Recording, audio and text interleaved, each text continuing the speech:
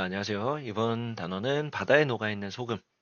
학습 목표는 염분과 염분비 일정 법칙으로 해수의 특성을 설명할 수 있다. 입니다. 그래서 오늘 이번 단원에서는 그 염분이라는 말과 염분비 일정 법칙이 이제 무엇인지, 이 바다에 녹아있는 그런 이제 소금에 대한 이야기를 좀 해보도록 하겠습니다. 익히 뭐 다 배우셔서 어느 정도 알고 계시겠지만 여기 아래 중요한 내용들 또 이제 짚어보면서 진행을 해볼 거고요. 첫 번째 줄부터 한번 보도록 하겠습니다.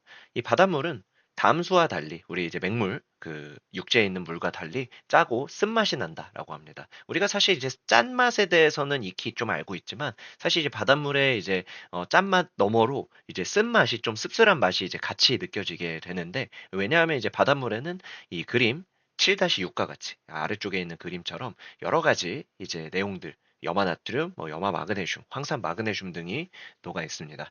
이렇게 이제 바다에 녹아 있는 그런 이제 물질을 염류, 그러니까 우리가 소위 얘기하는 소금 속에 들어있는 여러 가지 성분들을 염류라고 얘기를 하고요. 이 염류 중에서 가장 많은 양을 차지하고 있는 것이 이제 염화나트륨입니다. 그리고 실제로 이 염화나트륨이 바닷물에서 짠맛을 내는 그런 까닭이라고 얘기를 해주고 있죠. 그래서 바다에 녹아 있는 물질, 염류, 그리고 가장 많은 양을 차지하는 것, 염화나트륨, 그리고 짠맛입니다. 근데 여기서 이제 뭐 쓴맛이라는 요소도 나왔는데 실제로 이 쓴맛은 여기 있는 이제 이 염화 마그네슘이 이제 쓴맛을 내는 그런 요소이죠. 그래서 뭐 알고 계시면 나름대로 또 상식에서 어, 가져가 주실 수 있는 부분이고요.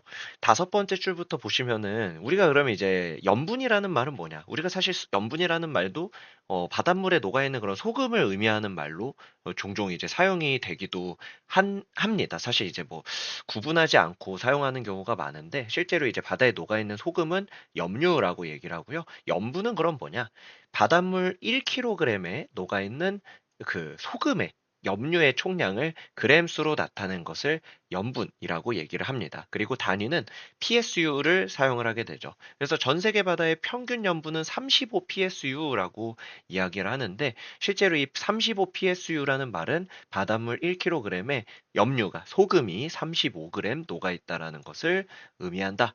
라고 되어 있죠. 그래서 아래쪽에 이제 그림을 보시면은요, 이 소금 35g 속에 염화나트륨, 염화마그네슘, 뭐 황산 마그네슘 이런 이제 물질들이 쭈루룩 녹아 있는데 이제 뒤에서 얘기할 염분비 일정 법칙이 뭐냐면요.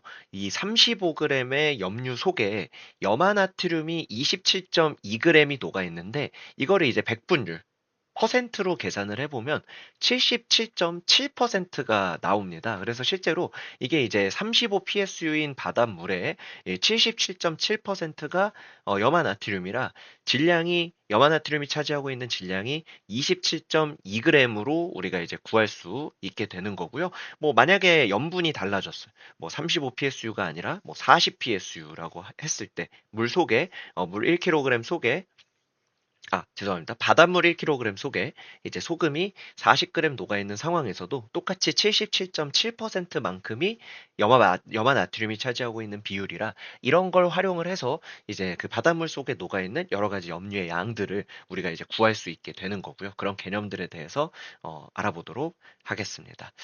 그걸 들어가기 앞서서 우리가 이제 전 세계 바다의 표층 염분 분포에 대해서 지금 또 얘기를 하고 넘어갈 수 있겠는데요. 어, 여기에 이제 2번 질문 내용을 우리가 이제 같이 한번 보고 그 다음에 계속 이제 진행을 해보도록 하겠습니다. 실제로 이 염분이라는 거는 바다에 따라서 조금 다를 수 있습니다. 여기 이제 태평양이고요. 여기 이제 대서양, 그리고 여기는 이제 인도양 해서 A, B, C 세 이제 바다 지역에서의 염분을 각각 보여주고 있는데 비슷한 이제 위도에서 염분의 분포가 약간 비슷하다라는 걸 여러분들이 어느 정도 느끼실 수 있을 겁니다. 그래서 여기 적도 중앙 부분은 비교적 염분이 낮고요. 중위도 지역, 우리나라가 있고 그다음에 이제 남반구에 또 이제 호주 뭐 이런 이제 지역이 있는 이 중위도 지역에서는 또 이제 염분이 또 비교적 높아지는 모습이 보이시고요. 또 이제 극지방으로 갈수록 염분이 또 이제 급격히 낮아지는 그런 이제 모습을 보여줄 수가 있게 되는데, 근데 이제 같은 위도라고 하더라도 태평양, 대서양, 뭐 인도양으로 갈수록 점점 이제 염분이 높아지는 그런 이제 모습도 우리가 이제 확인해 볼 수 있는 그런 내용이 있었습니다. 그래서 우리가 이제 염분이 어떤 영향을 뭐에 영향을 받는지에 대해서 한번 좀 얘기를 해보면은요. 먼저 이 첫 번째, 하천에서 강물이 흘러드는 곳. 이제 근데 강물 같은 경우에는, 강물은, 맹물, 담수기 때문에, 강물이 흘러 들어오는 곳은 표층 염분이 낮아지게 됩니다. 이게 이제 그 첫 번째 내용에 대한 답이 될 수 있을 거고요. 그다음 두 번째 질문은 비가 많이는 내리는 지역. 근데 비도 담수기 때문에 비가 많이 내리는 해역에서는 표층 염분이 표층 염분이 낮아지게 됩니다. 이렇게 또 얘기해 줄 수가 있겠고 마지막 이제 세 번째 중위도 지역 얘기를 해보면 바람이 잘 불고 날씨가 맑다. 이 바람이 잘 불고 날씨가 맑으면 어떤 이제 내용이 발생되게 되냐면 증발을 잘합니다. 실제로 우리가 비 오고 흐리고 약간 쌀쌀한 날에는 빨래를 널어도 잘 안 마르는 그런 이제 모습을 보여주자면 반면에 바람이 잘 불고 날씨가 맑은 이런 이제 선선한 날씨에서는 굉장히 이제 빨래가 잘 마르는 그런 이제 모습을 보여줍니다. 그래서 여기는 증발을 잘하는 조건이라서 표층 염분이 높아지게 됩니다. 이렇게 얘기를 할 수가 있겠죠. 그래서 여기 이제 강물의 유입과 그다음에 이제 강수, 그다음에 증발을 많이 하는 조건에 따라서 이렇게 이제 염분이 달라질 수 있다라는 부분을 말씀을 드릴 수가 있었고요. 자, 그다음에 이제 뒷장으로 넘어가서 마무리를 좀 해보겠습니다. 전 세계 바다의 표층 염분 분포는 지역에 따라 다르고 같은 지역이라도 계절에 따라 이제 바뀌게 되죠. 그래서 바다로 흘러들어드는 이제 큰 강이 있거나 비가 많이 오는 지역은 유입되는 담수의 양이 많으므로 염분이 낮아지게 된다. 반대로 건조하여 증발이 많이 일어나는 지역은 염분이 높다. 이렇게 되어 있습니다. 그죠? 그래서 계절에 따라 바뀐다. 그리고 바다에 흘러드는 큰 강이 있거나 비가 많이 내리는 지역은 염분이 낮다.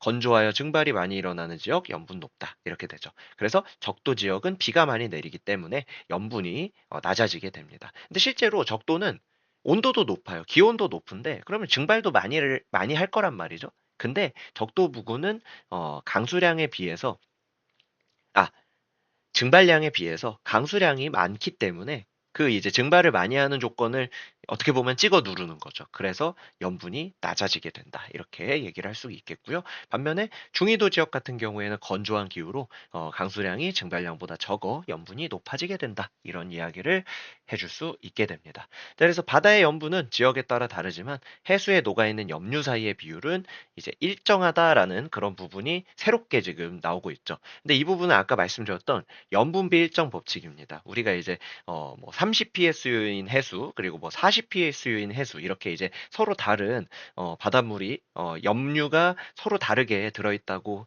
해도 그 염류 속에 포함되어 있는 여러 가지 물질들, 즉 염화나트륨이라든지 염화마그네슘 이들이 차지하고 있는 비율이 일정하다라는 거죠. 그래서 뭐 간단하게 얘기를 하면 이 염화나트륨의 비율은 이 30psu인 북극해 해수에서도 77.7% 정도로 나오게 되고요. 염화나트륨 같은 경우에도 마찬가지로 77.7%를 차지하게 되는 거죠. 염화마그네슘도 뭐 계산을 해보자면 한 10.8% 정도가 이제 나오게 되고요. 여기 이제 다른 이제 해수에서도 10.8%가 나오게 되는 거죠. 이 황산마그네슘 같은 경우에는 우리가 이제 한번 뭐 계산기를 켜가지고 한번 계산을 해보면은 1.46 PSU만큼 들어있는데 이게 이제 전체 소금의 양이 30이었죠, 그렇죠? 여기다가 이제 곱하기 100을 했을 때 4.8% 정도 나오게 되는 4.86, 4.87 뭐 이런 퍼센트가 나온다라는 걸 알 수 있고 그다음 오른쪽에 해수에서도 똑같이 해보면은 1.93을 이번에 40psu죠. 요거로 나눴을 때 곱하기 100을 하면 4.825 뭐 이제 약간 차이는 있지만 거의 이제 4.8% 정도로 나온다라는 걸 여러분들이 확인을 해볼 수가 있습니다. 4.8% 정도로 나온다라는 거.